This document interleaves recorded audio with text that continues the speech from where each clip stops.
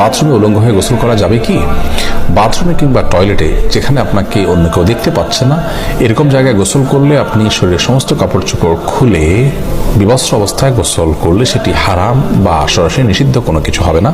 আমাদের মনে রাখতে হবে যে একটা সময় পৃথিবীতে মানুষের বেশিরভাগ মানুষেরই অনেক বেশি কাপড় চোপড় থাকতো না, অনেকেরই একজোড়া কাপড় থাকতো যেটা দিয়ে তিনি তার জীবন পার করে দিতেন। আজকাল আলহামদুলিল্লাহ আমাদের অনেক কাপড় চোপড় রয়েছে। তো যার সামর্থ্য আছে এরকম অবস্থায় তিনি সকল কাপড় চোপড় খুলে গোসল করাটা তার জন্য অনুত্তম।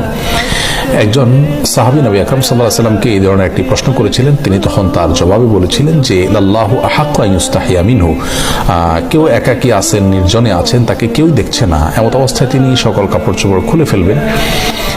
এই বিষয়টি অনুত্তম, কারণ আল্লাহ তাআলা তাকে দেখছেন। আল্লাহর প্রতি তার লাজ লজ্জা